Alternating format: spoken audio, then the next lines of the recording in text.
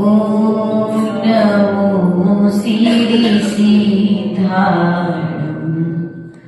ओम नमो आयर्याणं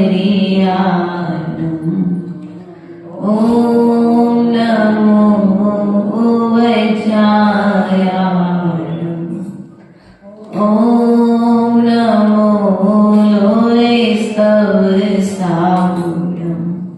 बोले अनंतानंत सिद्ध परमेश्वरी भगवान की देवादित्य मूलाय चिंतामणि पारशनाथ भगवान की शासनायक भगवान महावीर स्वामी की आचार्य भगवंत कुंद कुंद स्वामी की आचार्य भगवंत समुद्रभद्र स्वामी की आचार्य भगवंत विराट सागर जी विशुद्ध सागर जी विभव सागर जी महाराज की द्वादशांगा जिलवाणी माता की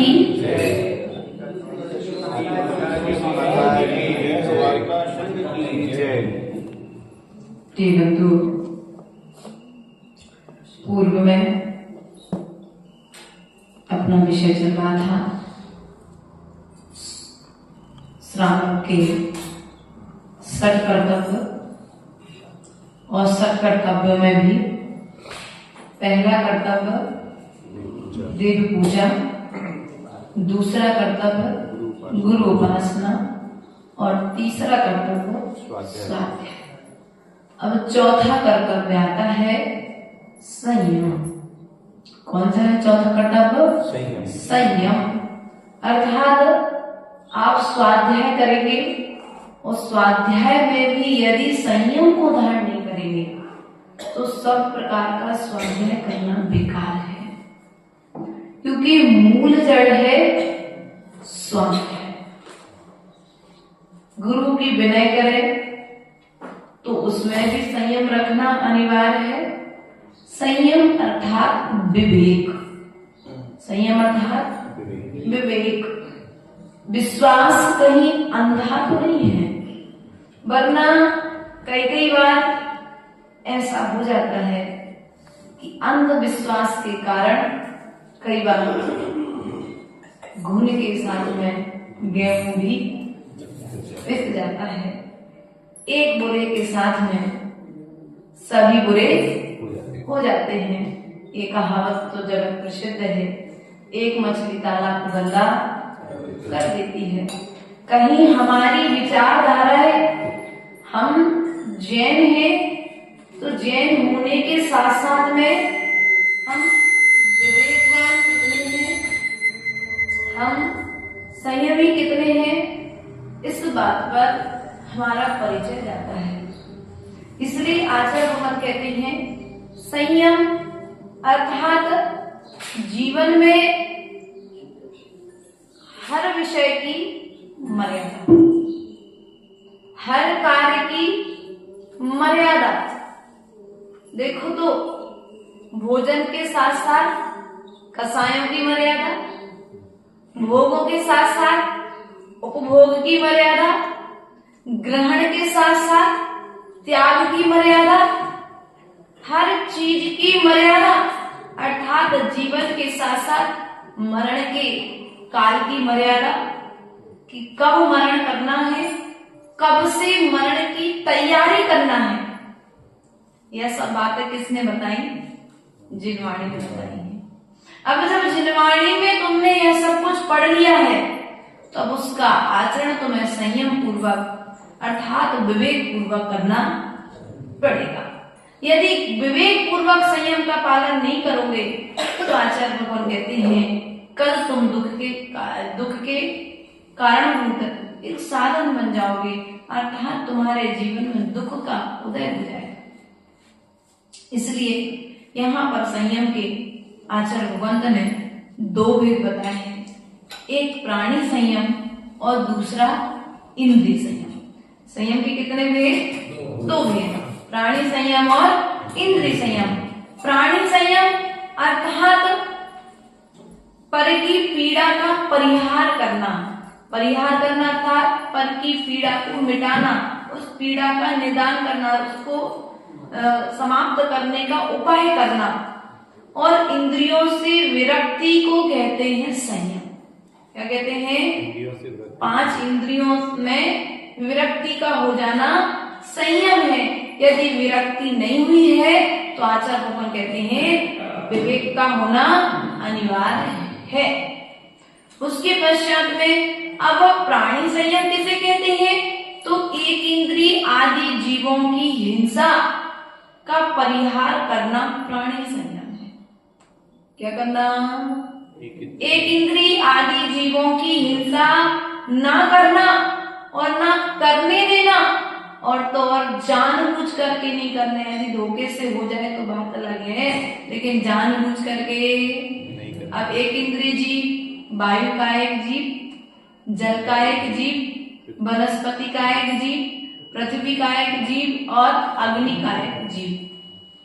अब वायु का एक जीवों की हिंसा किस प्रकार से होती है?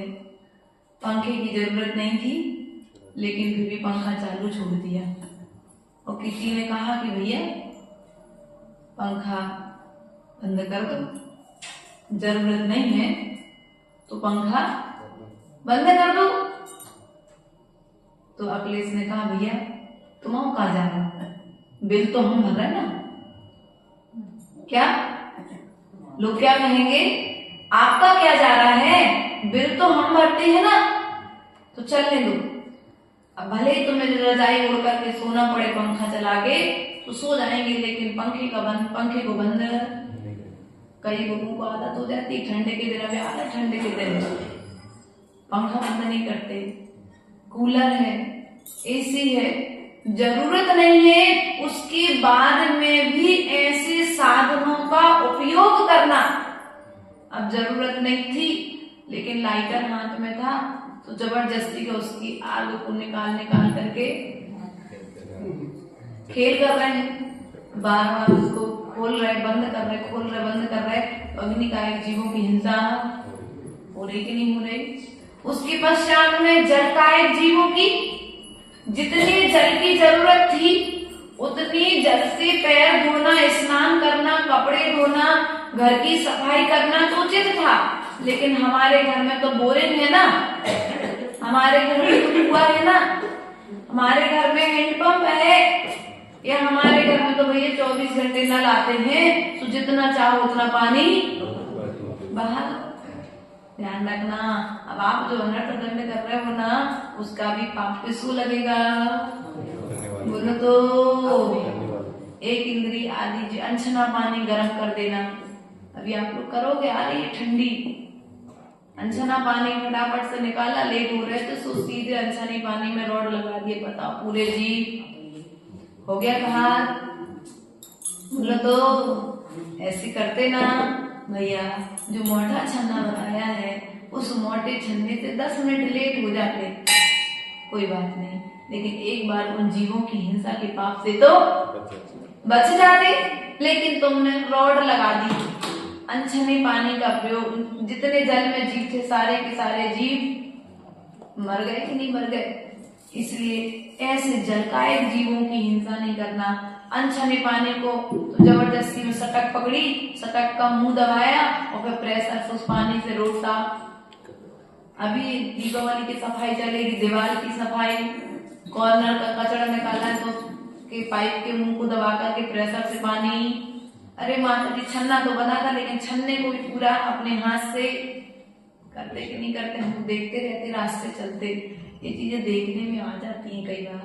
तो भैया तुमने छानना और नहीं छानना बराबर, क्योंकि तुमने उन जीवों को भी जीव स्वतः गिर करके मरते से तुमने अपने हाथ से मिल करके और फिर बिछाने डाली। तो कैसे पानी से डाली? उसी अनछने पानी से, वहीं के वहीं। बोलो तो छने पानी से बिछाने डालना चाहिए कि अनछने पानी से? बोलो तो देवी मैया लोग कैसे डालते हो आप लोग? डालते तो हैं, लेकिन डॉक्टर साहब ये लोग अनछने पानी की बिछाने डाल देते हैं कुएं में। जैसे हमने देखा भी, कई बार देखा है, तो अनछने, और फिर उसके पश्चात उस छन्ने को क्या करेंगे, बिछाने डाल दिए अनछने पानी। पहले तो उसमें छाना, जब जीव आ गए इकट्ठे हो गए, और फिर अनछने पानी से कुछ जीव तो नीचे बह गए, लेकिन जो पानी के साथ आए थे वे जीव, सूक्ष्म जीव, उस छन्ने में रह गए। और फिर छन्ना को सुखाने के लिए बड़ी अच्छे से अपने दोनों हाथों से, बोलो तो अमेजन जी, जोड़ दिया। पानी का छन्ना जल्दी सूख जाए, उन जीवों को अपने हाथ से निचोड़ करके, अरे जो दिख रहे थे तुमने उनका हिस्सा व्रत पाला, कि जो नहीं दिख रहे थे उनकी भी हिंसा का त्याग किया था। ध्यान रखना चाहिए, जल का है कि जीवों का हम इस प्रकार से हिंसा कर लेते हैं। उसके पश्चात में हाँ, गीला छन्ना निचोड़ दिया तो जीवन हिंसा हो गई, तो गीला डाल दिया उसमें वो पत्तियों की जीवों की व्यक्ति जीवन बढ़ेंगे, वो उसमें निचोड़ दिया तो मरेंगे, और जब नहीं निचोड़ा और गीला डाल दिया जब तक छन्ना सूख ना जाए, आचार्य गुरुदेव ऐसा बताते थे। एक बार हमने पानी छान लिया, और उस बार जब छन्ना सूख जाए उसके बाद में फिर दूसरी बार पानी छानना चाहिए। एक बार। दूसरी बार हमने गृहस्थ जीवन में देखा, नल के पानी का छन्ना अलग था, बोरिंग के पानी का छन्ना अलग था, और कुएं के पानी का छन्ना अलग। तो जब जिसको, जैसे घर में बहुत सारे लोग थे, पापा लोग 4 भाई थे, तो व्यवस्था है जिसको नल का पानी पीना है तो अपना चाची ने, बड़ी मम्मी ने, जो भी बुआ लोग थी वो लोगों ने लगाया, छान करके दे दिया। वो छन्ना हमने अपने हिसाब से पानी उसकी बिलछानी करी, और छन्ने को वहीं पर एक गुंड छान दिया, तो दिन भर को अपने फिर एक प्रकार से नॉर्मल में तो यही करते ना, नॉर्मल अपन जानते हैं, अब ग्रंथ पढ़े तो 48 मिनट की मर्यादा है, लेकिन पहले तो उनके हिसाब से जो 6 बजे पानी छन गया तो शाम के 6 बजे तक की मर्यादा आज भी कई घरों में चलती है। लेकिन धीरे धीरे से आपको को ज्ञान हो रहा है तो 6 घंटे की मर्यादा कर लेते हैं, या फिर पानी को कुनकुना करके 6 घंटे के लिए गर्म कर लेते हैं। पानी की मर्यादा 2 प्रकार से ही है, या तो 6 घंटा या फिर 24 घंटा। क्या 6 घंटा या 24 घंटा? 12 घंटा पानी की मर्यादा नहीं आई है, ऐसा हमको आज तक की डेट में मालूम है। आगे भी यदि कोई परिवर्तन आएगा तो हम आपको बताएंगे। तो या तो पानी उबाल लो तो 24 घंटा, और उबला पानी ही पीना चाहिए जो बीमारियों से बचना चाहते हैं। हमने सालों साल उबला पानी पिया। उबला पानी था शाम को उबाल दिया, कांसे के या तांबे के जो बर्तन चलते थे पहले होते थे, पीतल के बर्तन, उन बर्तनों का पानी, उसमें शाम तो रात भर पानी रखा, उसी पात्र में उबाला, और फिर वो पानी सुबह आहार चर्या में दिया जाता था।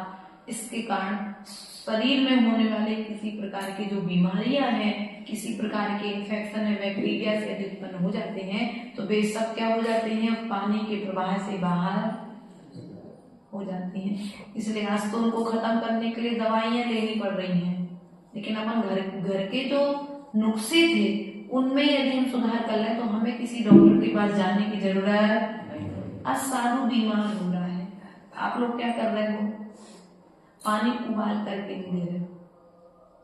अभी बीच में सवाश्री माता जी के स्वास्थ्य खराब हुआ मई के महीने में, तो कई दिनों तक अध्ययन करने के पश्चात में ये रिजल्ट निकला कि जो इन्फेक्शन पेट में जा रहा था, या तो वो सब्जियों के कारण से जा रहा था या फिर पानी के कारण से। क्या पानी के कारण से, कि पानी आया और तुमने हल्का सा गर्म किया, माता जी कुनकुना पानी लेती हैं तो तुमने हल्का गर्म करके छोड़ दिया, नहीं, कुनकुना पानी लेते हैं, तुम उसे शाम को उबाल लो, उबालने के पश्चात उसे खुली हवा में छन्ना से बांध कर रख दो, अपने आप वो अच्छा ठंडा हो जाता है। लेकिन तुमने क्या किया, हल्का सा, माता जी का टाइम हो गया तो हल्का सा कुनकुना की और गैस बंद कर दी, है ना। उसके पश्चात में सब्जियां आई, सब्जियों के लिए 2 प्रकार से धोने की व्यवस्था बताई है। अपना विषय चल रहा है संयम, यदि संयम का निर्दोष पालन कराना है तो पहले हमें इस विधि को भी सीखना पड़ेगा। यदि जैसे तुम सब्जियां लेकर के आते हो तो सब्जियों को तुम क्या करते हो, एक बार ऐसे हल्की हल्की, लेकिन एक बार नहीं, उसको 3 बार धोने की विधि है। चाहे दाल चावल सब्जियां, दाल चावल धो, चाहे गेहूं आदि धो, चाहे तुम आदि कोई भी सब्जी बनाओ, क्योंकि जब सब्जियां आदि आती हैं तो उनमें पाउडर होते हैं, उनको पकाने के लिए, ककड़ी आदि को लंबा करने के लिए, लौकी को बड़ा करने के लिए इंजेक्शन आदि की व्यवस्थाएं। आपको बता दूं 2016 की बात है शैलेश भैया, पर्यूषण पर्व चल रहा था, आचार्य गुरुदेव का कोटवा में चातुर्मास चल रहा था और मैं भाटापर में चढ़नी थी उस समय, तो भाटा बारा प्रवचन करने गई थी। तो समाज ने बताया, फोन आया, तन त्याग या तप का दिन था और आचार्य गुरुदेव किसी श्रावक के घर आहार करने गए। उस श्रावक ने तो अच्छे भक्ति भाव से बनाया था, लेकिन उसने लौकी बनाई, कड़वी थी लौकी। अब वो लौकी का हलवा में अच्छा पर्याप्त मावा पहुंच गया और पर्याप्त मात्रा में शक्कर पहुंच गई, तो हल्की हल्की कड़वाहट रही, वो कड़वाहट क्लियर समझ में नहीं आई, है ना।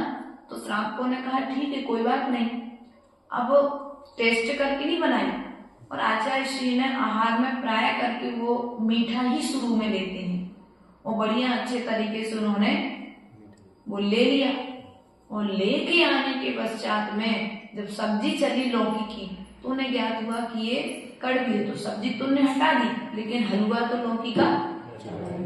अब आहार से आने के पश्चात में जो जहर की उल्टियां चालू हुई, लगभग 24 घंटे तक उस जहर की बेचैनी बनी रही। ऐसा श्रावकों ने बताया कि हरी उल्टियां चालू हो गई थी। तो कहने का तात्पर्य है कि यदि श्रावक विवेक रखेगा तो कभी भी साधु बीमार, हमारे पास धोने के कम चीजें बनाओ, लेकिन तुम लोग करते बनाते बहुत सारी चीजें हो, वो विवेक को भूल जाते हो, है ना। तो इसलिए कम चीजें बनाओ लेकिन अच्छी धुल के बनाओ, अच्छी सोच के बनाओ, अच्छी देख के बनाओ। जल्दी जल्दी में चावल की खिचड़ी बनाई, चावल की खीर बनाई या चावल बनाया तो कई बार तिलुला चला जाता, कई बार इल्ली आ जाती, कई बार नाना तरह के पंखी आ जाती है। अगर मान के चलो एक बार मक्खी आई हमको आहार में, तो हमने कहा ये तो मक्खी है, बोले नहीं माता जी वो हमने काली मिर्च डाली थी वो देख रहे उसमें। श्रावक की मेंटिलिटी, या फिर तुमने बना तो बहुत सारा सामान लिया, बना बना करके रखते गए, तुमने देखा नहीं, तो भैया देखने के बाद बनाने का तत्काल उसको ढको। अब मान के चलो बांस जो उड़ करके जा रही है उससे भी तो ठंड, बाहर में ठंडा के तुम जीवों का घात रख नहीं हो रहा है। इसलिए यदि तुम प्राणी संयम अर्थात प्राणी संयम का पालन चाहते हो तो एक इंद्रिय आदि जीवों की हिंसा से बचो, उनकी रक्षा करो। कैसे हो सकती है रक्षा? हम अपनी रक्षा करते कि नहीं करते हर तरीके से, उसी तरह से उन जीवों की रक्षा करने का पुरुषार्थ करो। पानी का दुरुपयोग मत करो, क्योंकि आज मिल रहा है कल मिलने वाला तो मिलेगा क्या। आज अच्छे से चल रही है बोरिंग, तो खूब तुम चला चला करके पानी बर्बाद कर लो, लेकिन एक दिन वो बोरिंग भी बंद हो जाएगी तो फिर तुम्हें दूसरे के दरवाजे दुरुपयोग करोगे तो फिर तुम्हें भी एक दिन दूसरे के दरवाजे पर जाना पड़ेगा। इसलिए अपनी वस्तु का कभी भी दुरुपयोग मत करो। जिस रीति से आचार्यों ने विधि बताई है वस्तु का उपयोग करने की, उस रीति से उस विधि से उपयोग करो। पानी का उपयोग भैया कितना लग सकता है? 24 घंटे में हमने प्रमाण बना दिया। अभी तक प्रमाण नहीं था, लेकिन अब ज्ञान हो गया कि भैया 24 घंटे में 2 कमंडल पानी बहुत है, और यदि उबला पानी है तो 1 कमंडल में 24 घंटे निकल जाए। क्या 1 कमंडल पानी अधिक से अधिक हमारे लिए हो जाता। हमने ऐसा अपना अनुभव के चातुर्मास में ट्राई करके ज्यादा हमने कमंडल के पानी पर जोर दिया, तो 1 कमंडल पानी लगभग हमारे 24 घंटे के लिए हो जाता है। तो अब 1 कमंडल पानी में जो साधु का काम चल सकता है, तो क्या श्रावक 1 बाल्टी पानी में नहीं कर सकता काम? लेकिन है सो दुरुपयोग।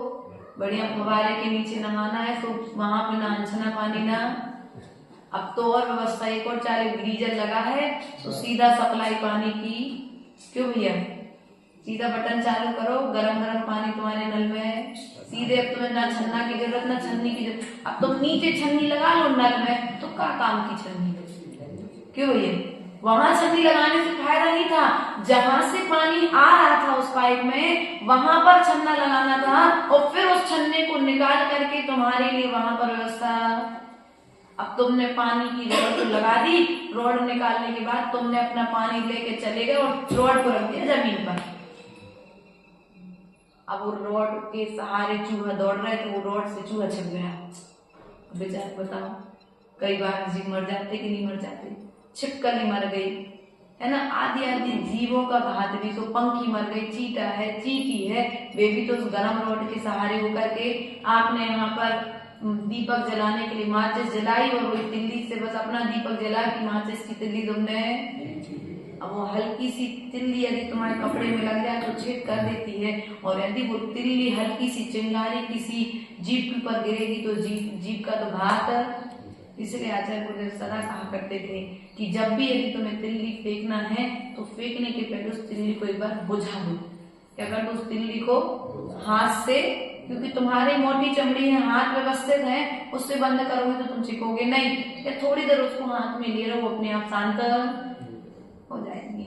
लेकिन हमने तो बस माचिस की और तिल्ली उधर है, यहाँ दीपक प्रज्वलित हुआ और अपना काम हुआ कि अपन। कई बार देखना, कई बार ऐसे कार्य करने से भी जीवों के घात और बड़ी बड़ी हिंसा आदि हमने देखी है। मंदिरों में कई बार आग लग जाती है, इधर दीपक जलाया, बड़ी अच्छा विधान चल रहा था, दीपक बुझ गया था, तो पुजारी आया और उसने दीपक जलाया और दीपक तो जल गया। तो सामने मनीष भैया ने दीपक उठाए और अपनी आरती करने लगे, सामने वाले ने तिल्ली फेंकी पर्दे की तरह, और वो पीछे से चल रहा था पंखा, सुतनी सी तिल्ली से पूरा पर्दा। इसलिए ध्यान रखना है, एक इंद्रिय जीवों की यदि हिंसा से बचना है तो पहले हमें छोटी छोटी चीजों का त्याग बोलो तो करना पड़ेगा कि नहीं करना पड़ेगा। जैसे तिल्ली, छोटी सी तिल्ली आग लगा देती है, उसी प्रकार से हमारे ये छोटे छोटे वचन भी कभी न कभी जीवन में आग लगा देते हैं। इसलिए प्राणियों की हिंसा, एक इंद्रिय आदि जीवों की हिंसा का परिहार करना ही प्राणी संयम है, प्राणियों की रक्षा करना। यहाँ पर तो एक इंद्रिय जीव की बात कही है, संगी पंच इंद्रिय जीव भी है, पंच इंद्रिय जीव भी है, तो हमें उसकी हिंसा नहीं करनी है। नहीं तो सोचो, इन प्राणी संयम की बात कही, एक इंद्रिय आदि शब्द आया है, तो आदि का पेट बहुत बड़ा होता है, आदि में सब कुछ समाहित हो जाता है। इसलिए पंच इंद्रिय आदि जीवों की भी हिंसा नहीं करना। अब पूजा होनी थी, मंदिर की सफाई करनी थी, तो भैया माता जी ने कह तो दिया सफाई करना, लेकिन सफाई करने के साथ साथ विवेक की बात कही थी, तो सफाई तो ध्यान रही, लेकिन विवेक तो अनछने पानी से सब कुछ काम कर लिया। अब बताओ, पुण्य किया कि पाप किया ना। इसलिए छोटे छोटे रूप में जो हम पाप, बहुत बड़े पाप नहीं कर रहे हमारी भैया अमीर चंद जी, हम बहुत बड़े बड़े पाप नहीं कर रहे हैं, हम छोटे छोटे तरीके इकट्ठे करके पहाड़ खड़ा कर रहे हैं। इसलिए ऐसा कोई काम मत करो कि वो तिनका फिर तुम्हारे लिए पहाड़ रूप में परिवर्तित हो जाए और फिर तुम्हें दुख का कारण बन जाए। अर्थात छोटे छोटे रूप में जो पाप हम कर रहे हैं, उन पापों को हम आज से परिहार करें, उन पापों का हम आज से त्याग करने का पुरुषार्थ करेंगे, तब कहीं जाकर के हम सूक्ष्म रूप में इस अहिंसानुव्रत का पालन कर पाएंगे। उसके पश्चात में कहते इंद्रिय संयम, अर्थात 5 इंद्रियों के जो 5 विषय हैं, स्पर्श इंद्रिय के 5, रसना इंद्रिय के 5, वर्ण फिर 5, उसके बाद 2 गंध के, 8 स्पर्श के और 7 कर्ण इंद्रिय के, और मन। इस प्रकार से पंच इंद्रियों के मन से 28 विषय होते हैं। कितने होते हैं? रसना इंद्रिय के 5, वर्ण चक्षु इंद्रिय के 5, घ्राण इंद्रिय के 2, स्पर्श इंद्रिय के 8 और कर्ण इंद्रिय के 7 और मन। इस तरह से 5 इंद्रियों सहित 8 विषय, 28 विषय होते हैं। इन 28 विषयों से विरक्त होना, क्या होना? इन 28 विषयों से विरक्त होना इंद्रिय संयम कहलाता है। आज अपने पास में प्राणी संयम तो है, लेकिन इंद्रिय संयम है क्या?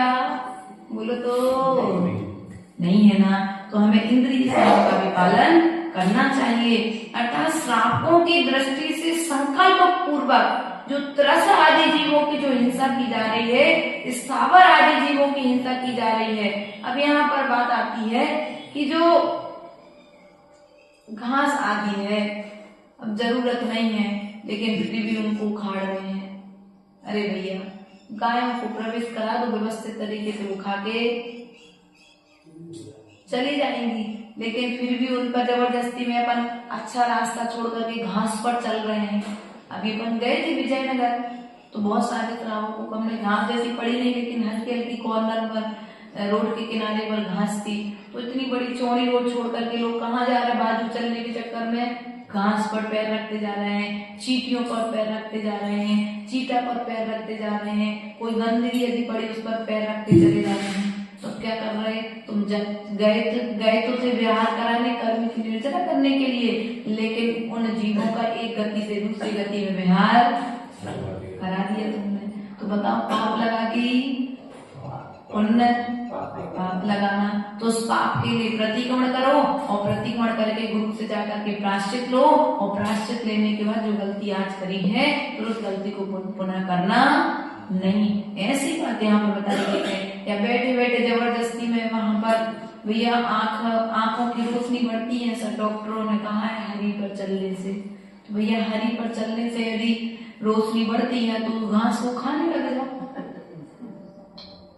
तुम सब्जियां खाओ नहीं, तुम दूध पियो नहीं, तुम रोटी खाओ नहीं, और घास पर चलना चालू कर दो। दवाइयां खा करके तुम आंखों की रोशनी बढ़ाओ तो ना शरीर का तेज बढ़ने वाला है, ना चेहरे की चमक बढ़ने वाली है, और ना आंखों की रोशनी बढ़ने वाली है। पहले के लोगों को मरते मरते तक चश्मा नहीं लगाना पड़ा। क्यों? क्योंकि बड़ी अच्छे से शुद्ध दूध पीते थे, शुद्ध दाल रोटी दूध रोटी खाते थे कि नहीं खाते थे भैया? शैलेंद्र जी, आपने तो देखा होगा अपने पिताजी को। हमारे संघ में आचार्य गुरुदेव के पिताजी थे मुनि रूप में, उनकी समाधि हो गई सिद्ध सागर जी की। तो सिद्ध सागर जी का नियम था, एक कटोरा दलिया तो रोज चाहिए। दलिया जिस दिन उनको नहीं मिला उस दिन उनका पेट नहीं भरा। मतलब उनकी ऐसी एक मेंटली का है, उनकी आदत में था। बोले माता जी मेरे तले आइटम नहीं खाते, हमें तो शुद्ध दाल रोटी चाहिए बस। तो स्वस्थ थे, हम लोगों से ज्यादा अच्छे हेल्दी थे, और व्यवस्थित अच्छी साधना करके उन्हें मरण के पहले भी आचार्य गुरुदेव ने बताया, क्योंकि बंबई में समाधि हुई थी और कचनेर के आसपास समाधि हुई थी उनकी, हम उस समाधि के सानिध्य में नहीं थे। तो आचार्य गुरुदेव ने हमें बताया, बोले बेटा उनकी इतनी अच्छी समाधि हुई कि उनने मरण के पूर्व 11 दिन पहले कह दिया था कि हमारी आज से 11वें दिन समाधि हो जाएगी। उनकी जब हम लोगों को वीडियो आदि दिखाए गए, मतलब जब वीडियो कॉलिंग आदि हुई, हम थे छिंदवाड़ा के पास में एक क्षेत्र बना है, कोई छोटा सा महाराज जी ने बनाया है किसी ने, उस क्षेत्र पर थे, तब उनके मतलब दर्शन किए समाधि के पूर्व।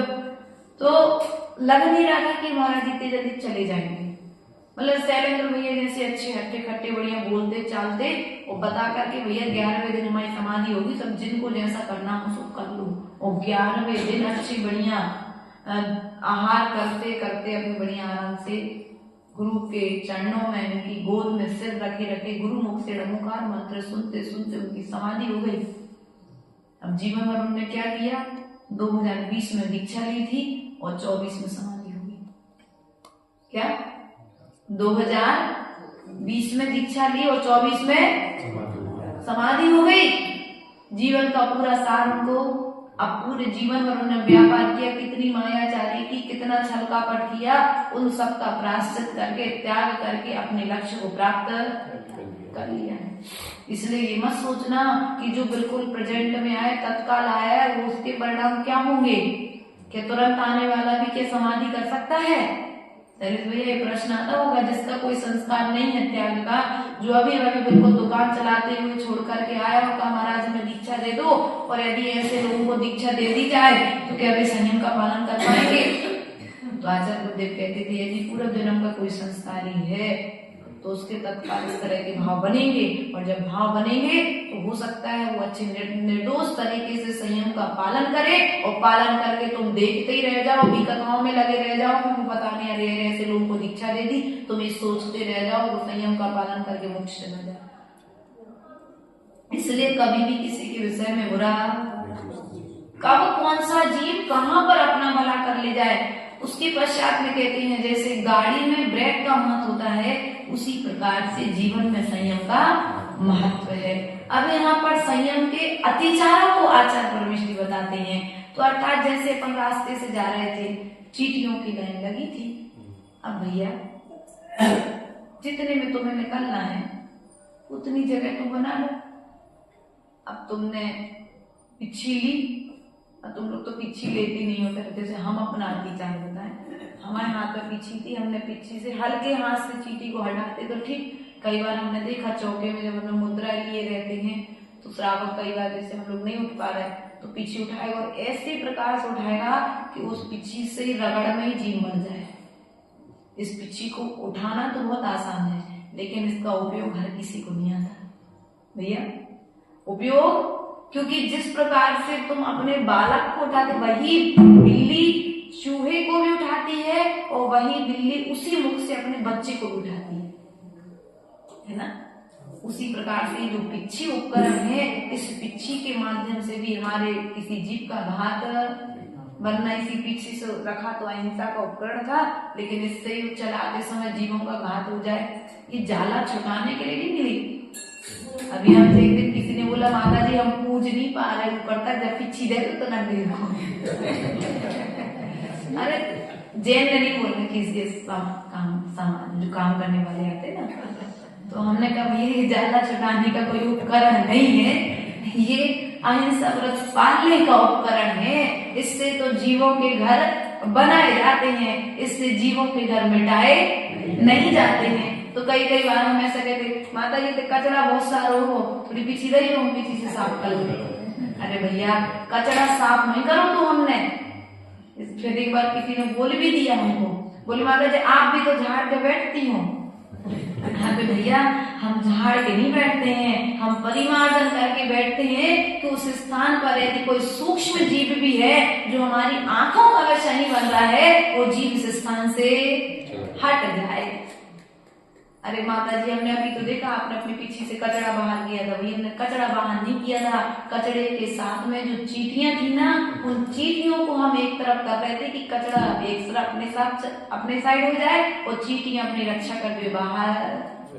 नहीं तो कई बार क्या होता है केसुलन चूहे बाल जमीन पर पड़े रहने दिए, अब वो जो शरीर से आयल निकलता है, बालों के साथ में एक रस रहता है, अब वो मिठास के कारण चींटियां आ जाती है कई बार बालों में, और किसी दूसरे ने यदि बाल समेटे तो चींटियां भी उन बालों के साथ उस पैकेट में चली जाती है और उन चींटियों का घात हो जाता है। तो ऐसे यदि चींटी आदि के बचाने के लिए उन्हें उनके स्थान से अलग कर देना, कई बार अभी चूहा इनके घर में बिल हो गए होंगे तो क्या करोगे तुम, उनके बिल पूरे बंद, चूहों को बेघर करोगे कि नहीं करोगे? अब तुम्हें पाप लगेगा कि पुण्य? पाप ही लगे, बिल्कुल पक्का विश्वास है ना चंदी, पाप ही लगे और कछु नहीं लगे। तो फिर ऐसा पाप भी हमको करना, पहले से ही ऐसी व्यवस्था बनाओ कि वे चूहे तुम्हारे घर में हो ना, और यदि हो गए हैं तो फिर उनके परिवार सहित उन्हें स्थानांतरित करो। नहीं तो बेटे को उनका एक चूहा को तुमने जाल में फंसाया तो नदी किनारे छोड़ा है, दूसरे को जंगल में छोड़ा है, तीसरे को कहीं और छोड़ दिया, अब वो परिवार छितर-बितर। अब वो परिवार को देखो, इसमें आता है प्रद्युम्न कुमार की माँ का जब चैप्टर आता है तो उस प्रद्युम्न कुमार की माँ ने एक मयूर के बच्चे को उसकी माँ से अलग किया था। जीवनधर कुमार ने एक हंस के बच्चे को उसकी माँ से अलग किया था, तो उसके प्रभाव से जीवनधर कुमार को अपनी माँ से अलग होना पड़ा, और प्रद्युम्न कुमार की माँ को रुक्मणी को अपने पुत्र प्रद्युम्न से अलग होना पड़ा। अर्थात 16 वर्ष तक वियोग सहना पड़ा प्रद्युम्न कुमार। चरित्र भी चल रहा हमारा स्वाध्याय में, तो कहने का तात्पर्य है कई बार यदि तुम्हारा नाक करके काम चल सकता है, चींटी का झुंड जा रहा है तो उसे तुम नाक जाओ, उसे अलग मत करो। या फिर लग रहा है कि बहुत सारे लोग आ रहे तो एक व्यक्ति को खड़ा कर, तो भैया यहाँ चींटियां बहुत सारी हैं, आप देख कर के आना। यहाँ जीव राशि हो रही है, जैसे हम लोग अभी शाम को जब आते हैं तो मेढक होने लगे 6, साढ़े 6, पौने 6 बजे इस गली में इतने छोटे छोटे इतने मेढक हो जाते हैं कि मेढक का मतलब बहुत ज्यादा उन पर चल नहीं सकते। अब आप लोग तो गाड़ी चला के आते हो सीधे, तुम्हारा ध्यान मेढकों पर तो नहीं जाता। जब शाम को अगर सुबह झाड़ू ना लगे तो उन मरे हुए मेढकों की डेड बॉडी आपको दिखाई देगी, लेकिन उसके पहले झाड़ू लग जाती है। तो अपन जब चले तो जीवों की हिंसा से बचने का पुरुषार्थ करें। बिना सोते जमीन पर वस्तु रख देना, तुमने देखा नहीं और यहाँ पर बड़ी चिटक रखी थी, तुमने चढ़ाया था अर्घ और थोड़ी देर बाद हमने कभी एक शास्त्र लेकर के आना, तो तुमने शास्त्र ला करके रख दिया और जैसे तुमने शास्त्र रखा तो शास्त्र के नीचे चिटक चिटक पे हजारों चीटियां वो सबकी सब शास्त्र दब करके मर गई। ऐसा कई बार जीवों का घात भी हो जाता है, तो ऐसे बचना चाहिए। गणाकोटा की घटना है भी 2011 की। आचार्य गुरुदेव का प्रवचन रविवार प्रवचन होता था गणाकोटा में, तो प्रवचन हुआ। तो प्रवचन होने के लिए ऐसा बढ़िया मंच बनाया गया, अच्छा बड़ा मंच था और टेबल जो बिछी थी उस टेबल पे बढ़िया अछार बिछा था। बस वो तो पूरा जंगल है गणाकोटा पटेरिया जी, वो पटेरिया जी पर बढ़िया आचार्य गुरुदेव सभा प्रारंभ के दीप प्रज्वलन हुआ, मंगलाचरण हुआ और मंगलाचरण के पश्चात शास्त्र भेंट हुआ। तो आचार्य गुरुदेव की प्राय करके आदत है कि एक जो अछार अपने ये बिछा उसको एक बार देख लेते हैं कि कोई जीव तो नहीं है। और जैसे ही शास्त्र भेंट करने के लिए श्रावक लेकर के आए और आचार्य गुरुदेव ने हाथ में शास्त्र तो ले लिया, लेकिन अब उन्हें ध्यान आया कि आज मार्जन नहीं किया अछार के नीचे का। तो जैसे उन्होंने अछार उठाया तो देखा तो एक मेढक अछार के नीचे बैठा था।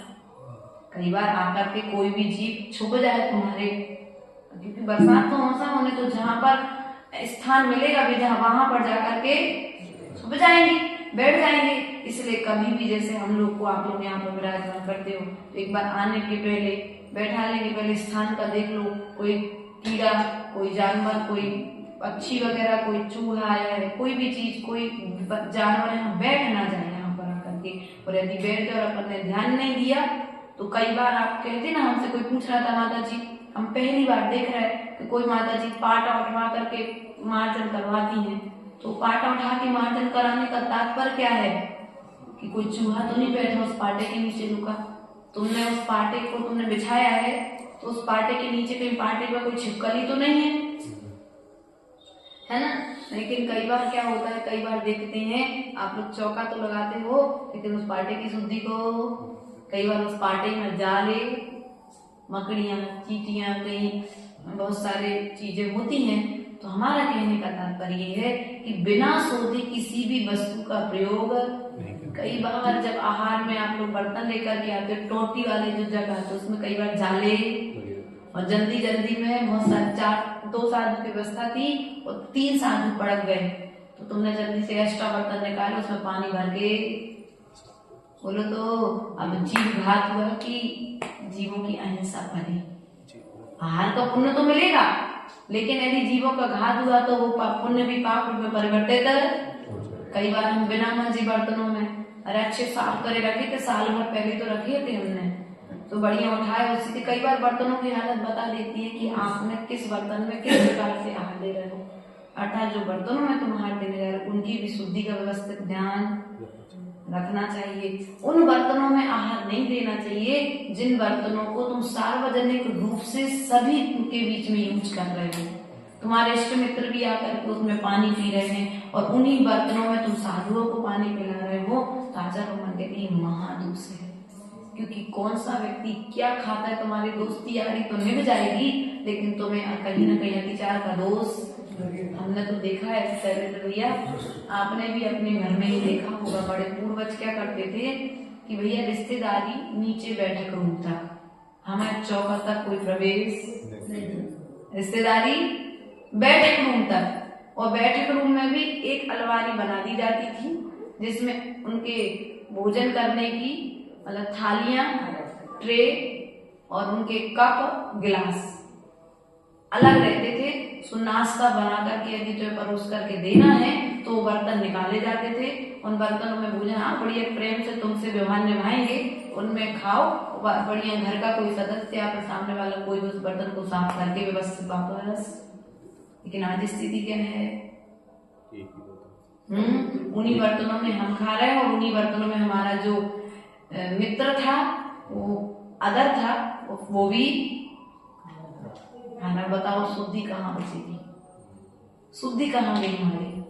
इसलिए ध्यान रखना है, हमारे लिए शुद्धि का ध्यान रखना है। चलते चलते मोबाइल आदि चला रहे हैं आप लोग, कितने जीव मरते जा रहे हो। कई बार तो ऐसा होता है मोबाइल चलाते चलाते कई बार बच्चे नदियों में गिर जाते हैं, क्योंकि पट्टी पे बैठ के चला रहे हैं, कहीं एक्सीडेंट हो जाते हैं। नाना तरह की घटनाएं हमारे सामने में आती हैं।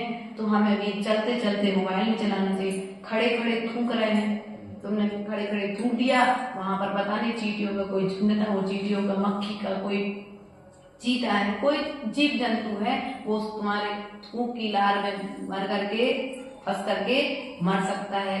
और उसके बाद खड़े खड़े लघु शंका आदि करना, ये संयम के अतिचार हैं। ऐसा आचार भगवंतों ने कहा है। तो हमें प्रयास और पुरुषार्थ करना चाहिए अपने संयम में किसी भी प्रकार का दोष ना आए, उसमें किसी भी तरह की विराधना ना हो, किसी भी तरीके से झाड़ू आदि जैसे आप लोग लगाते हो तो कब लगाना, कैसे लगाना, किस प्रकार से किसी जीव का घात ना हो। कार्य तो वही करना है। पूर्व के श्रावक भी वही कार्य करते थे और आज के श्रावक भी वही कार्य कर रहे हैं। लेकिन पूर्व के श्रावक जब कार्य करते थे तो कर्म की निर्जरा कर लेते थे, और आज के जो श्रावक कार्य कर रहे हैं वे कार्य करते हुए भी कर्म का बंध कर रहे हैं। इसलिए हमें प्रयास करना चाहिए कि हम भी निर्दोष संयम का पालन करके अपने अहिंसाणु व्रत आदि का पालन करें और मोक्ष मार्ग की यात्रा को तय करेंगे। आज संयम व्रत पर हमने आवश्यक पर चर्चा की है। कल हम तप पर और कर लें चर्चा, क्या तप पर और कर लें। तो यहाँ पर कहते हैं तप किसे कहते हैं? तो आचार्य भगवान कहते हैं कर्म निर्जरा के लिए अपनी इच्छाओं का रोकना। क्या करना? कर्म निर्जरा के लिए अपनी इच्छाओं का रोकना। जैसे रविवार का व्रत आपने कर लिया, अष्टमी चतुर्दशी कर लिया, नीरस कर लिया, एकासन कर लिया, अपनी पसंदीदा वस्तु का त्याग कर दिया, उपास कर लिया, तो क्या है ये?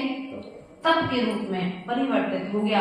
लेकिन त्याग करने के बाद भीतर में परिणामों को कलुषित नहीं करना। क्या हमारे बीच में आर्यका विज्ञानमती माता जी के पास से बहनें शास्त्र लेकर के आई हैं, है ना, उनके लिए भी हमारा माता जी के चरणों में बारंबार वंदना निवेदित करते हैं। इस तरीके से आप शास्त्र दान देते रहें और यही शास्त्र दान एक दिन हमारे लिए केवल ज्ञान का कारण बनेगा। ऐसे तप निर्जरा के साधन हैं। क्या है ये? हमारे तप के साधन हैं। शास्त्र हमारे संयम के साधन हैं, अर्थात हमारे कर्म निर्जरा के साधन हैं। तो ऐसे संयोग करना अर्थात अपनी इच्छाओं का निरोध करना। अब मन कहाँ जा रहा है? हमारा मन कहाँ पर जा रहा है? जहां पर हमारा मन जा रहा है बस वहीं से तो मन को बैक करना है। भैया मन ने कह दिया अरे यार बहुत दिन हो गए होटल का भोजन नहीं किया, अब एक काम करो आज होटल चलते हैं। अरे घर में रहते रहते कितने दिन हो गए, घूमने चलते हैं। सुना समय देखा ना घड़ी और अपने आराम से गाड़ी उठाई और आधी रात के 11 बजे आजकल मोड़ा मोड़े क्या करते हैं, स्कूटी उठाई और हम तो बस इंदौर की घूमने जा रहे हैं। अब क्या देखने जा रहे हैं तुम?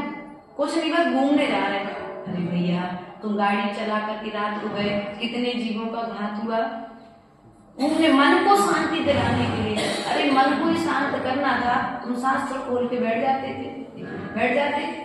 कुछ अच्छा घर में तुम्हारे टीवी थी, तुम कुछ अच्छा घर में देख लेते, मोबाइल तुम्हारे हाथ में था, तुम अच्छा कुछ सुन लेते। अब लेकिन तुमने क्या किया? अतिचार। रात को गाड़ी खड़ा करके, आजकल बच्चे दिन भर टाइम ही मिल रहा, चाहे हॉस्टलों में पढ़े, चाहे कॉलेज में रहे, चाहे घर में रहे, बढ़िया दिन भर माता पिता भी कहते अच्छा ठीक है बेटा जा रात को 1 घंटे। अब बढ़िया किसके साथ रात को 1 घंटे वो गुजार के आए, किसके साथ बैठ कर के आया, क्या खा रहा है, क्या पी के आ रहा है, अब इस बात का तुम्हें कोई अंदाजा रहा? अभी हम लोग कॉलोनी में थे, मई के महीने की बात है। हम लोग जंगल गए, माता जी, तीनों माता जी थे और 2 माता जी और थी। तो हमारे साथ जो श्रावक, अब एक ही श्रावक गया क्योंकि दोपहर में लगभग 3:30-4 बजे की बात, पटरी क्रॉस करके जाना पड़ता वहां पर, बहुत अच्छा बना जंगल उनका। जब गए तो हमने तो अपने भी शुद्धि करी और शुद्धि करके अपने वापस आगे जाने लगे। लेकिन जो माता जी, 2 माता जी और आए जो हमारे पीछे से, उनके साथ में एक लड़की थी। माता जी तो अंदर चली गई जंगल और हम अपनी 3 माता जी मतलब लगभग 10 कदम आगे आ गए, वो उसको वहीं छोड़ करके। लेकिन पलट करके सवाश्री माता जी ने पीछे देखा, बोले माता जी अपन को नहीं रुकना चाहिए, यहाँ आगे नहीं बढ़ना चाहिए। क्यों?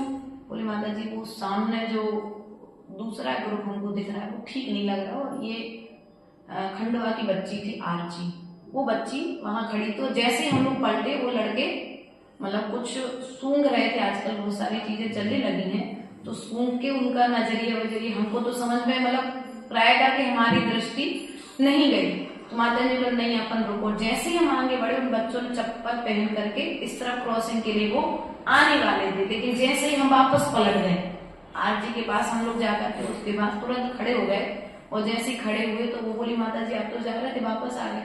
फिर हम लोग उसको सावधान करके, बेटा देखो सामने आप देख के यहाँ पर रहना, और यहाँ पर हम लोग 10 मिनट खड़े, माता जी को आ जाने दो, फिर चले गए। और जैसे माता जी आई फिर हम लोग आ गए।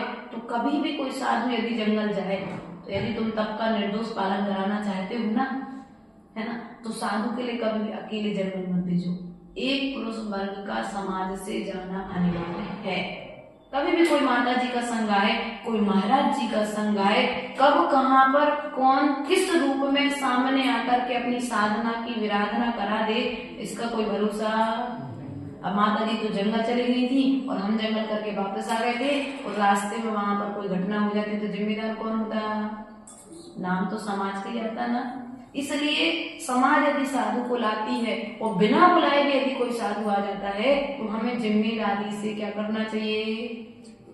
उसकी सेवा करनी चाहिए, अर्थात उसके तप में पालन करने में सहयोगी बनना चाहिए। अब यहाँ पर तप के 12 वेद है, 6 अंतरंग और 6 बहिरंग, जिनकी चर्चा हमने तप के दिन पर यहाँ पर परिक्षण में की थी।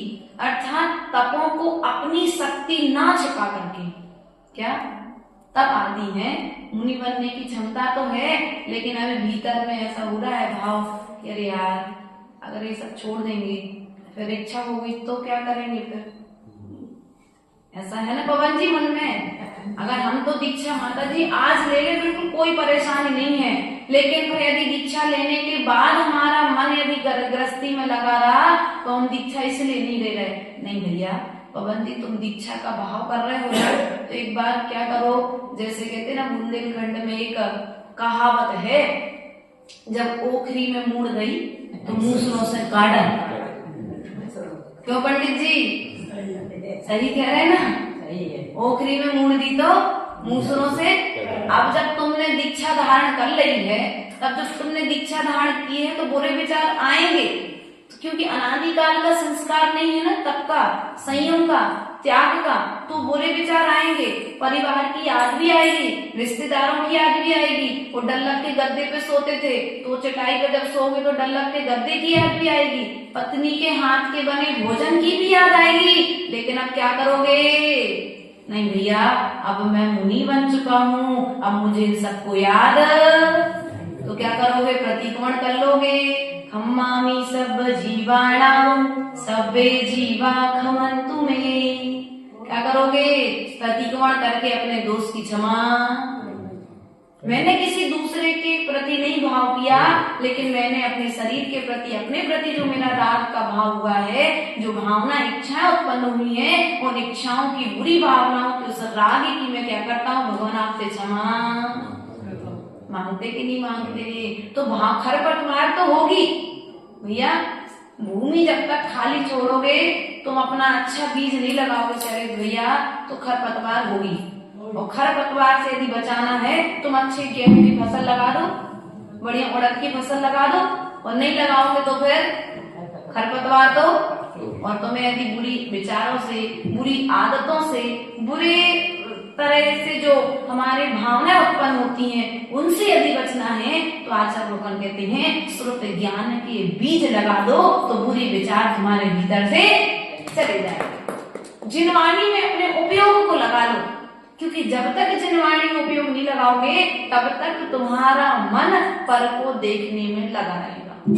कौन क्या कर रहा है, कौन कैसा बैठ रहा है, कौन कैसा उठ रहा है, सामयिक कर रहा है कि नहीं कर रहा है, साधना कर रहा है कि नहीं कर रहा है, आहार कैसे कर रहा है, फिर क्या करोगे? क्योंकि अभी यहाँ आने के बाद रोटी तो बनाना नहीं है, दुकान तो चलाना नहीं है। मोक्ष मार्ग पे बढ़ने के पश्चात में रोटी बनाना नहीं है, दुकान चलाना नहीं है, तो करेगा क्या? खुरापाती बुद्धि जो होती है, और यदि जनवाणी में मन नहीं लगेगा तो वो इस तरह की हरकतें करेगा ना। फिर दूसरे के दोषों को देखेगा और उनका बखान करके अपने आप को भी परेशान करेगा और सामने वाले को भी, और ले जा करके फिर गुरु से नए प्रायश्चित नहीं लेगा। अरे फिर जाकर के कहेगा अरे अकले से ऐसा कर रहा है, अकले जाएगा तो कहेगा मनी से ऐसा कर रहा है, गुरु जी कहेंगे अरे हमने तुम्हें दीक्षा दे के बहुत बड़ी गलती कर ली। इसलिए गुरु जन में पहले तराशते हैं कि भैया ये खुरापाती दिमाग तो नहीं है कि हमारे संयम में हमारे तप में विराधना करा दें। अभिनंदन सागर महाराज जी के संग का एक उदाहरण देते थे कि एक बार क्या हुआ, महाराज जी मिले थे उनके संग के, उन्होंने बताया, बोले कि मैं आचार्य के बहुत निकट में था उस समय। महाराज जी ने बताया तो अभिनंदन सागर महाराज जी के संग में वो कुछ साधु सामायिक करने बैठ गए। वो कुछ साधु सामायिक करने नहीं बैठे, बातें कर रहे थे। तो उन्होंने कहा कि तुम लोग सामायिक करना है, सामायिक सभी को समय पर करनी चाहिए, लेकिन अब जो साधु सामायिक कर रहे थे तो उनका ध्यान था कि ये दो साधु सामायिक नहीं कर रहे हैं, तो क्या किया जाए? उनने क्या किया, जाकर के आचार्य श्री पास गए बड़ी बहादुरी के साथ, आचार्य श्री हम तो सामायिक कर रहे थे, ये दोनों साधु सामायिक के काल में बातें कर रहे थे। तो आचार्य श्री ने उन दोनों साधुओं को तो कुछ नहीं कहा, जो चूरी लेके आया था उसको डांट दिया और उसको प्रायश्चित दे दिया। तो उसने पहले तो कुछ नहीं कहा, गुरुजी से फिर बाद में पूछा, गुरुजी आपने हमको डांट दिया और हमको प्रायश्चित दे दिया, इसका कारण क्या? बोले वे बातें कर रहे थे और तुम उनकी चुगली करने की तैयारी कर रहे थे, तो तुम भी तो सामायिक नहीं कर रहे थे, तो पहले प्रायश्चित के अधिकारी कौन? तुम हो गए। तो कहने का तात्पर्य है जब सामायिक करने बैठो तो बिल्कुल सब तरह से अपने मन को, वचन को, काय को, इंद्रियों को बस में कर लो। और जब यदि तुम इस तरह से बैठे हो तो अभी तुम बाहर से तो लग रहे हो सामायिक करने बैठे हो, लेकिन भीतर से भी कर्म की निद्रा प्रारंभ नहीं हुई है। रसों का त्याग करना, किसका त्याग करना? रसों का त्याग करना, संस्कार बना लो। जैसे चतुर्मास में भी हमने देखा कई परिवार ऐसे मिले हमको यहाँ पर कि जिन्होंने 4 महीने तक अपने घर में आलू प्याज नहीं बनने दिया, और कई परिवार ऐसे मिले जिनने अष्टमी चतुर्दशी के दिन भी त्याग नहीं किया। देखा मैंने, हर जगह जाते आते हैं तो कम से कम इतनी तो अपने इंद्रियों को बस में करो कि अष्टमी चतुर्दशी महीने के 4 दिन तो हमारे घर में कम से कम जमीन कंद का प्रयोग, अदरक है, प्याज है, लहसुन है, मूली है, गाजर है, आदि बहुत सारी चीजें हैं तो इनका प्रयोग।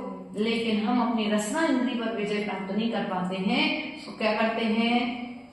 पाप के भागी उन दिनों, महापर्वों के दिनों में भी पाप करते रहते हैं। रस का त्याग करो। 6 दिन के 6 रस है, हरी है, सोमवार के दिन हरी है, फिर मीठ, मंगलवार के दिन मीठा आ जाता है, बुधवार के दिन में घी आ जाता है, गुरुवार के दिन दूध आ जाता है, शुक्रवार के दिन दही, शनिवार के दिन तेल और रविवार के दिन नमक आ जाता है। तो अपने सब कम से कम इतना कर लो। कई साथ में ऐसा करते हुए रोज रस्सी पालते हैं, क्या करते हैं? रस्सी पालते हैं साधु कि भैया आज हमारा घी का त्याग, कल तेल का त्याग, परसों मीठे का त्याग, परसों एक बार हरी का त्याग, फिर दूध का त्याग, दही का त्याग। अब ध्यान रखना, यहाँ पर खटाई में 2 जगह मिस्टेक कर रहे हैं श्रावक। नींबू खटाई नहीं है। क्या? नींबू खट्टा है लेकिन खटाई नहीं है। नींबू, आम खट्टा है लेकिन खटास में यदि खट्टा रस जो है उसमें जो रसी आई है, रसी की अपेक्षा से दही को ही खटाई माना गया है। क्या? इमली भी खटाई है लेकिन वो रस नहीं है, खट्टा है, वो उसको स्वभाव है, वो हरी में आ सकती है। या फिर नीरस जो आदि भोजन लेते हैं, उस नीरस भोजन में जैसे साधुओं के लिए आप आम का सूखा आमचूर दे देते हो, गीला आम भी देने में कोई दोष नहीं है। आंवला आदि जो है, नींबू आदि है, ये अगर मान के चलो किसी साधु का शुक्रवार के दिन खटाई का नियम है तो आप उसे बढ़िया आराम से आम की लौंजी बना करके दे सकते हो। दही नहीं दोगे उस दिन, क्या नहीं दोगे? ये ज्ञान हमको भी नहीं था। यहाँ आने के पश्चात में, इस पद पर आने के बाद, आर्य का पद पर आने के बाद में ये ज्ञान हुआ है हमको भी, तो आपके लिए बता दिया। रसों का त्याग यदि करते हो, कई बार जैसे मान के चलो आपने नमक का त्याग कर दिया और बीपी की परेशानी है प्राची, तो नमक की पूर्ति कैसे करोगे? नमक की पूर्ति कैसे करोगे? तो नमक की पूर्ति के लिए नींबू है और हरी मिर्ची बीज से है। क्या? जिनका नीरस जो साधु करते हैं, कई बार मुनिराज भी करते हैं नीरस आदि, तो उस व्यवस्था में आप अगर मिर्ची लेता है और नींबू आदि साधु लेता है तो अब मिर्ची, अब हरी का त्याग आजीवन के लिए, कई साधु के हरी के भी त्याग होते हैं, तो फिर आप सूखा आमचूर है, सूखा कबीट या कैथा आप लोग बोलते हैं, सूखा आंवला है, इस प्रकार से बहुत सारी खटाइयां आजकल शुद्ध तरीके से लोग सुखा लेते हैं, तो उसका भी प्रयोग आप लोग उसमें कर सकते हैं। उसके पश्चात में आप मान के चलो साधु ने दूध का त्याग कर दिया। अब यहाँ पर गौ रस का त्याग किया है कि दूध का त्याग किया है, अब यहाँ पर ध्यान देना पड़ेगा। यदि गौ रस का त्याग किया है तो फिर आपका दही भी नहीं चलेगा, मठा भी नहीं चलेगा, छेना भी नहीं चलेगा, मात्र दूध को रस में लिया गया है। और यदि दूध को नींबू से, फिटकरी से फाड़ दिया गया है, उसको फाड़ दिया गया, छेना, उसको छेना कर दिया गया है, तो अब उसको छेने को आप लोग साधु को दूध का जिसका त्याग है वो छेना चल सकता है, लेकिन छेने की दूध की रबड़ी नहीं चलेगी, दूध का रसगुल्ला नहीं चलेगा, दूध का नीरस में दही नहीं चलेगा, उस मावा नहीं चलेगा। हाँ माता जी हमने तो मावा बना दिया था, वो तो कोई दिक्कत नहीं। यदि गौरस में त्याग है तो अगर नीरस में चलेगा तो मात्र दही चलेगा, और दही के साथ दही नहीं चलेगा, नीरस में मठा चलेगा मात्र। क्या? मठा साधु को नीरस में चल सकता, उसमें कोई दोष नहीं आता है। उसके पश्चात में अब तेल का त्याग, तो तेल से तो सीधा ही हो जाता है कि सभी प्रकार के तेलों का त्याग हो जाता है। घी में घी का ही त्याग हो जाता है, हरी में हरी का त्याग हो जाता है। अब मीठा जो आता है तो मीठा में शक्कर है, हरी में नारियल पानी का कंफ्यूजन रहता है लोगों को। तो हरी, देखो नारियल पानी जो है वो हरी ही है। अब कान तो ऐसा पकड़ो चाहे ऐसा पकड़ो, लेकिन वो बात तो यही है कि नारियल हरी में आता है, एक हरी होती है। अब कई बार हम लोगों के भी देखने में आ जाता है, माता जी हमारा 5 हरी का नियम है, तो हम 5 सब्जियां, 2 सब्जियां ले लेते, 3 फल ले लेते, नींबू मिर्ची और नारियल पानी हरी में नहीं गिनते। ऐसा हमसे कई बार श्रावक भी कहने में मिल जाते हैं। तो भैया 5 की जगह 8 का नियम लो ना, काय को तुम उसमें अतिचार लगा करके अपना ज्ञान बदला रहे। नारियल हरा है इसलिए उसमें हरी का दोष नहीं है, उसमें नेचुरल पानी जो जड़ों से आया है, तो आया तो उसमें ही है ना, पेड़ से निकल के आया ना, तो हरी माना जाएगा कि नहीं माना जाएगा, है ना। इसलिए पेड़ से जो निकल के आ रहे वनस्पति का एक तो है ही नहीं प्रकार से नारियल पानी, इसलिए नारियल पानी को पीने वाले जो कहते हैं हमारा संपूर्ण हरि का त्याग है, तो अगर नारियल पानी पी रहे हैं तो वे संपूर्ण हरि के त्यागी नहीं माने जाएंगे। और सूखा नारियल, सूखा नारियल जो है वो हरि में नहीं आता है, सूखा गीला नारियल हरि में आता है। उसका पानी काय का? नारियल का पानी, सूखे नारियल को एक हरि माना जाएगा। जो नारियल का पानी आप दे रहे हैं हमको, यदि हमारा भी मान के चलो 10 हरी का या 20 हरी का नियम है, तो हमारी जो 10वीं हरी यदि हम नारियल पानी रख रहे हैं तो हमारा 10वीं हरी में काउंटिंग होगा। नारियल पानी अनार का दूध से, कौन सा नारियल, कोई भी नारियल हो, चाहे सफेद नारियल हो चाहे वो अपना ब्राउन कलर वाला नारियल हो, हरी में है। वो तो हरी में ही आएगा। गीला नारियल हरी में ही आता है। सूखा नारियल जो होता है वो सूखा नारियल हरी में नहीं आता है। गोला जो है वो हरी में नहीं आता, वो गीले सूखे फल में ड्राई फ्रूट में आ जाता है। जैसे बादाम है, अभी आपके यहाँ लगी बहुत सारे पेड़, हम अभी यहाँ देखे हमने इस गली में लगा, और भी जैसे अभी जब वितरण के लिए गए थे गोमटगिरी में बहुत सारे बादाम के पेड़ लगे हैं, तो वो हरी बादाम है। तो उसको यदि निकाल करके लोगे तो वो हरी बादाम का उसमें दोष आवेगा, और यदि उसको तुम नॉर्मल तरीके से लोगे तो उसमें हरी का दोष, सूखी लोगे तो हरी का दोष नहीं। हम लोग ने काजू का फल देखा, यदि काजू को तुम साबुत उस पेड़ में से तत्काल बिना सूखा है गीला यदि कच्चा काजू निकाल रहे हो तो हरी का दोष आएगा, और यदि उस काजू को तुम सीधा यदि मतलब सूखा हुआ ले रहे हो तो उसमें हरी का दोष नहीं आएगा। ऐसे चिरौंजी आदि जो होती है हरी भी आती है और सूखी भी आती है। दाल है, तुअर दाल सूखी भी आती है, और सूखी आती है तो अनाज हो जाता है, और गीली आती है तो हरी भी हो जाती है और अनाज भी हो जाता है। अब तुम लोग जैसे हमारे लिए अभी भुट्टा चला रहे हैं, तो भुट्टा हरी में भी आ रहा है और अनाज में भी आ रहा है। मक्का का जो चला रहे हैं स्वीट कॉर्न, वो हरी में भी आ रहा है और एक प्रकार का अनाज भी है। हरा मटर अनाज भी है और हरी भी है।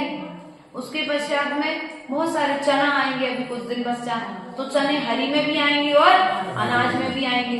नहीं तो आप लोग कहते माता जी अभी अनाज 5 अनाज और 5 हरी का नियम था, तो अभी चना ही तो चले हैं, तो भैया एक अनाज भी काउंटिंग हो गया और एक हरी भी काउंटिंग हो जाती है। ऐसी बहुत सारी व्यवस्थाएं आ जाती हैं। अब यहाँ पर मिर्ची की बात आती है, तो जो हरी मिर्ची है वो तो हरी में आएगी, लेकिन जो सूखी मिर्ची है वो हरी में, वो मसालों में आ जाती है। तो ऐसी धना है, तो हरे धना तो तुम्हारे हरी में गिने जाएंगे, लेकिन हरे धना में सूखे धना तुम्हारे हरी में नहीं गिने जाते हैं। तो जो तप करने की व्यवस्था हम आपको सिखा रहे हैं, रस परित्याग आदि की व्यवस्था में, हमें छोटी चीजों को सीखना पड़ेगा। और ये छोटी छोटी चीज आ गई तो हमें धर्म करना बहुत आसान हो जाएगा। क्योंकि जैसे तुमने शक्कर का त्याग कर दिया, अब तुमने मीठा का त्याग किया कि शक्कर का त्याग किया? यदि मीठा का त्याग किया है तो गुड़ भी काउंटिंग हो जाएगा, खांड भी काउंटिंग हो जाएगी, शक्कर भी काउंटिंग हो जाएगी, लेकिन गन्ने का जूस नहीं होगा।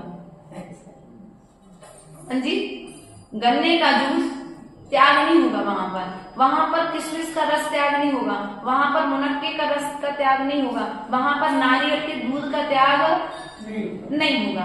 मीठे की व्यवस्था भी बहुत सारी है, खारक आदि है, पिंड खजूर आदि है, इनमें मिठास पर्याप्त मात्रा में होती है ना। एप्पल आदि में पर्याप्त मात्रा में मिठास होती है। तो इनमें यदि जो मिठास है, या फिर जैसे शुगर वालों के लिए होता है, जैसे आचार्य श्री की माँ को शुगर थी और प्राय करके आचार्य गुरुदेव के आशीर्वाद से हमको सेवा करने का सौभाग्य मिला, तो डॉक्टर के पास जब जाते थे तो डॉक्टर ये कहता था भैया चावल में भी शुगर है, शक्कर है, एप्पल में भी शक्कर है, ककड़ी में भी शक्कर है, तो किसी प्रकार के फल और ड्राई फ्रूट उनको दे नहीं सकते थे।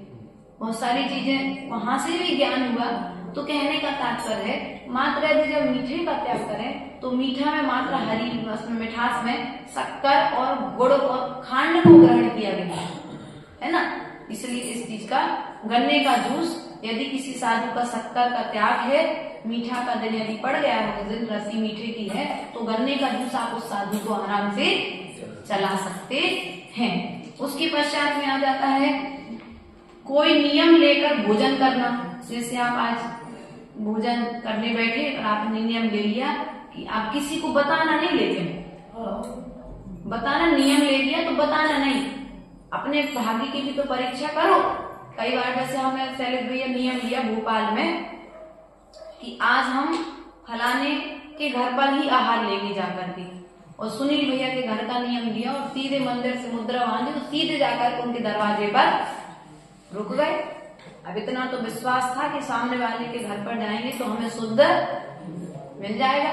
सो तत्काल उन्होंने बढ़िया प्राश कुएं का पानी, परीक्षण का समय था, सुप्राश कुएं का पानी उनके घर पर रखा था, सोले का दूध उनके घर पर रखा था, सभी तरह के ड्राई फ्रूट उनके घर पर थे, और बाजू में उन्होंने तत्काल उनके जो भाभी मतलब क्या छोटे भाई की जो पत्नी थी उनके यहाँ बढ़िया सोले की रोटी और सब्जी बन चुकी थी। सो बढ़िया पड़ गए फटाफट से, आजू बाजू एक घर में दो किचन थे, बढ़िया आराम से आहार हो गया। अब कोई कहे, प्राची कहे कि हमने तो चौका लगाओ तो माता जी हमारे तो नहीं पड़ेगी, तो आचार सार ग्रंथराज में वीर नंदी आचार्य ने कहा है कि साधु किसी भी श्रावक का भी नियम लेकर के आहार में पड़गान कर सकता है। हमने नियम ले लिया कि आज हम अमीर चंद जी के घर पर जाएंगे, और यदि अमीर चंद जी ने नहीं पड़गाया तो आज हम भूखे रहेंगे। वापस जाके मंदिर में तो इतना छूट इतना अधिकार हमको ग्रंथों ने दिया है, लेकिन हम क्या करते हैं, कई बार विकल्प, अरे यार हमने तो चौका लगाओ तो हमारे तो आई नहीं है माता जी, उन्हें उनके तो चली जाती, तो ऐसा विकल्प या साधु के विषय में भी कई बार हम ऐसा सोच लेते हैं। इस प्रकार का विकल्प नहीं करना चाहिए। कोई भी नियम लो, मान के चलो कोई चीज घर में नहीं बनी, आज मान के चलो मालूम है कि आज ये 5 सब्जी है, 5 के अलावा सब सब्जियों का त्याग कर दो, जो घर पर नहीं है उनका तो त्याग कर दो। और आज तुमने मान के चलो लौकी बनाई, परमल नहीं बनाए, तो आज हमारा भी परमल खाने का, ये भी तो तुम्हारे लिए त्याग का नियम का फल मिलेगा कि नहीं मिलेगा। जो बनाया मात्र जो बनाया वही ग्रहण करेंगे, या जो हमारी थाली में आ जाएगा, आज हमें सारा नहीं करेंगे भोजन में, या भोजन में हम आज भोजन मांगेंगे नहीं, जो परोस देंगे। या अपने पन्नालाल साहित्याचार्य जी थे भैया शैलेश, तो पन्नालाल साहित्याचार्य जी जब मंदिर से उतरते थे तो वे नियम लेकर उतरते थे, रोज एक नहीं, और उनने एक दिन नियम ले लिया कि आज हम घर पर जाएंगे और एक बार में जो पत्नी परोस देगी हम वही भोजन करेंगे। अब पत्नी को तो पता ही नहीं था कि पंडित जी आज नियम लेकर के आए, वो भी बेचारी पर्यूषण का समय चल रहा था, सो पंडित जी के आगे आगे आई, उन्होंने फटाफट से पानी गर्म किया, आटा लगाया, उन्होंने सोचा चलो पंडित जी प्रवचन करके आए, थक गए, सो एक गरम रोटी और अच्छी बड़ी गरम दाल और सब्जी परोस देंगे। सो उन्होंने एक कटोरी में दाल, एक कटोरी में सब्जी, थोड़ा सा नॉन और 1 गिलास पानी रख दिया, और रोटी उतार के 2 रोटी पंडित जी को परोस दी। और जैसे 2 रोटी परोसी, पंडित जी ने अपना काव्यसर्ग किया, 2 रोटी खाई, अपने उठ करके वापस आ गए। तो पंडित आंटी ने पूछा ये बात क्या है, हमने तो अच्छा बढ़िया बनाया। तो पंडित जी बोले आज हमारा नियम था कि हम एक बार पे भोजन परोसा, तो तुम लोग भी इस तरह से नियम कई बार अपने इंद्रियों को विषय को करो, कहीं हमारा ये शरीर इंद्रिय अन्न का कीड़ा तो नहीं बनता जा रहा है, विषय भोगों के प्रति एकदम अलिप्त तो नहीं होता जा रहा है। उसके बाद दिन में 1 घंटे 2 घंटे या 4 पहर में के आहार का त्याग, 4 प्रकार के आहार का त्याग करना। अब मान के चलो आप सुबह से लेकर के 9 बजे तक मंदिर में रहते हो, तो भैया जब तक हम मंदिर में विराजमान है तब तक हमारा सभी प्रकार के अन्न का, जल का, दूध का, ड्राई फ्रूट का, रबड़ी का, सबका करके आते कि नहीं आते, नहीं करते, तो फल भी नहीं मिलता है। मिलता है क्या, करना चाहिए। जब मंदिर में आओ, शाम को तुमने पानी पी लिया है, रात को तुमने 12 बजे भी यदि पानी पिया तो उसके बाद त्याग कर दो कि जब तक मैं मंदिर के दर्शन नहीं करूंगा तब तक का मेरा पानी पीने का, और मंदिर में आओ जब तक मैं घर नहीं जाऊंगा जब तक मेरा 4 प्रकार के आहार जल का, ऐसा नियम लोगे तब भी कर्म की निर्जरा।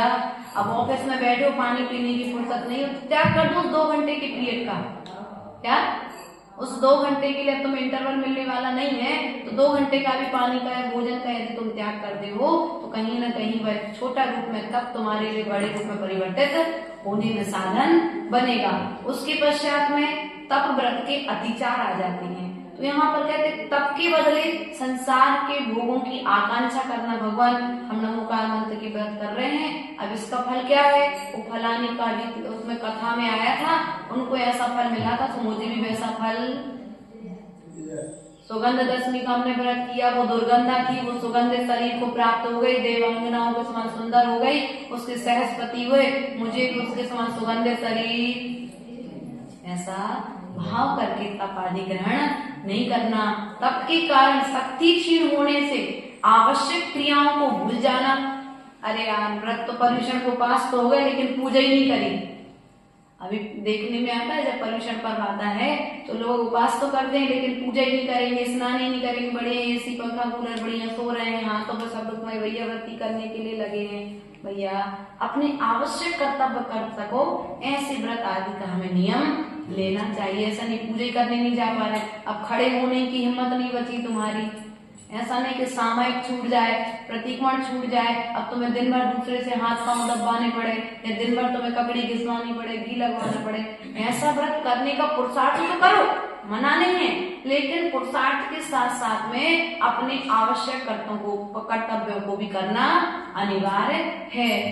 तप के कारण भूख प्यास से पीड़ित होने से आवश्यक में उत्साह न होना। अरे यार, माता जी ने कही थी सो हमने नियम ले लो, लेकिन अब हमसे तो भैया सहन नहीं हो रही भूख। अब रात को 12 बजे फटाफट से बेचैनी होने लगे। कई बार तो क्या होता है, सुबह से उठ के स्नान किया, और कई माताएं ऐसी करती है, अनंत चतुर्दशी को पास तो करा देती लेकिन बिना दर्शन करे कई बार बच्चों की पाना। अरे भैया, तुमने बच्चों को इतना बड़ा तप कराया था तो जिनेंद्र भगवान के दर्शन की महिमा तो बताते कि बेटा बिना दर्शन के कभी पानी भी नहीं पीना चाहिए, बड़ों ने ऐसा काम किया है। लेकिन तुमने क्या किया, राग में आकर के दूसरे दिन ना तो पूजा कराई, ना अभिषेक कराया और ना दर्शन कराया, और फटाफट से 5 बजे अंधेरे में माँ स्वयं भोजन बनाने में चौके में लग गई। तो ऐसे तुमने पुण्य किया कि ऐसी भूख प्यास आदि की वेदना यदि होती है तो हमें साथ साथ में उस वेदना को शमन करने के लिए उपदेश देना चाहिए, और धर्म की महिमा बता करके उसके साथ में जैसे बतेसा में रखी दवाई दिखती नहीं है, वैसे ही धीरे धीरे जब त्याग कराओ तो धीरे धीरे उस व्यक्ति को त्याग के साथ साथ में धर्म की महिमा बता करके जोड़ते चले जाना चाहिए।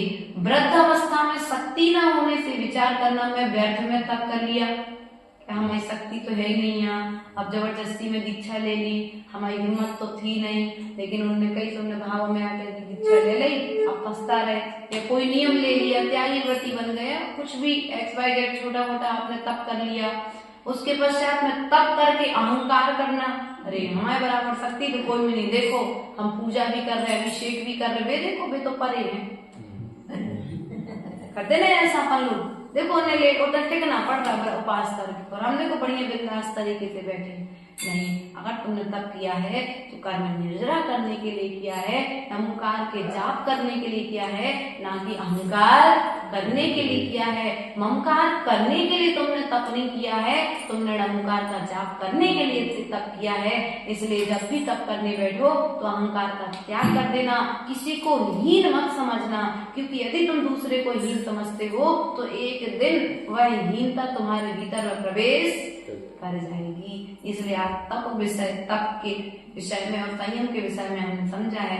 कल हम दान नाम के जो आवश्यक है उसके विषय में समझने का प्रयास और पुरुषार्थ करेंगे। बोले महावीर स्वामी की परम पूज्य आचार्य गुरु